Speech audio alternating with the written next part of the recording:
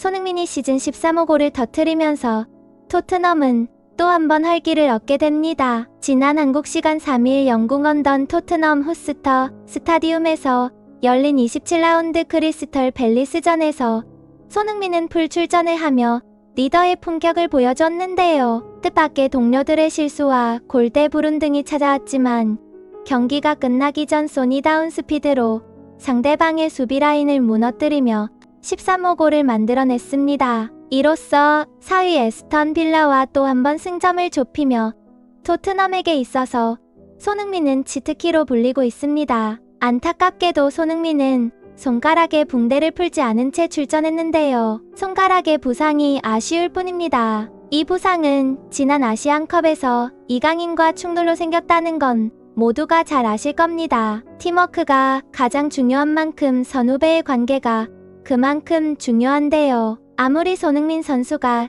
레전드급이라고 할지언정 혼자서 11명을 이길 수가 없는데요. 옆에서 서포트를 해줄 든든한 후배가 있어야 한다는 걸 이번 아시안컵 요르단전을 통해 또 한 번 느꼈습니다. 그런데 토트넘에서 손흥민의 후배를 자처하며 나타난 인물이 있었는데요. 바로 이번 크리스털 팰리스전에서 데뷔골을 터뜨리며 토트넘으로 완전 이적을 꿈꾸는 베르너였습니다. 이제껏 제2의 손흥민 혹은 손흥민 대체제라는 선수들은 많이 있었지만 크게 임팩트 있게 성장한 선수는 보지 못했었습니다. 하지만 이번 선수는 제2의 손흥민이 아닌 손흥민의 후배를 자처해 많은 사람들의 눈길을 끌었는데요. 도대체 무슨 일이었을까요? 독일 출신인 티모 베르너는 슈투르가르드에서 데뷔를 했는데요. 유망주였던 그는 빅리그에서부터 시작을 했던 엘리트이기도 한데요. 라이프치히를 거쳐 첼시에서 2시즌을 활약했습니다. 하지만 너무 젊었던 탓일까요? 먹튀라는 오명을 받은 채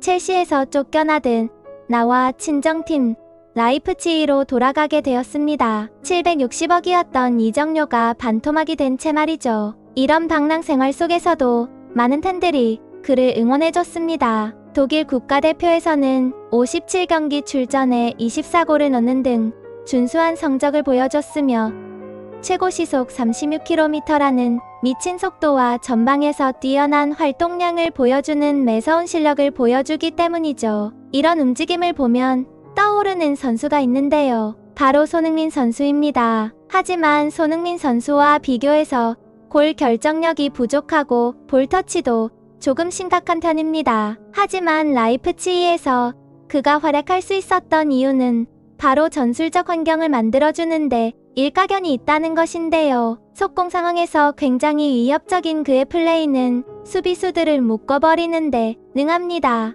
이렇게 되면 뒷공간이 자동적으로 열리게 되는데요. 베르너 선수의 속도에 맞춰서 본인 대신 해결해줄 조력자가 있다면 금상첨화인 상황입니다. 바로 손흥민 선수죠. 소니라는 별명이 붙을 정도로 엄청난 속도를 보여주면서도 토트넘 해결사라는 수식어가 있는 손흥민에게는 비록 전체적인 능력은 부족할지언정 손흥민과 연계 부분에 있어서는 케인 조합보다 더 나을 수도 있다는 게 전문가의 의견이었습니다. 베르너 선수는 그뿐만 아니라 실제로 손흥민 선수를 좋아했는데요. 토트넘으로 임대온 베르너 선수는 한국 기자들과 인터뷰에서 이렇게 말했습니다. 한국 팬들 반갑습니다. 다시 런던으로 돌아오니 반가우면서도 어색하다. 첼시가 아닌 토트넘에서 뛰게 되었는데 정말 놀라웠다. 나를 조금 놀라게 했던 건 이곳의 모든 것들이 내가 몸담았던 구단들과 분위기가 달랐던 것이었다. 감독님도 멋지고 훌륭한 선수들도 가득하다. 그리고 손흥민도 있었다. 최전방에서 나와 손흥민과 함께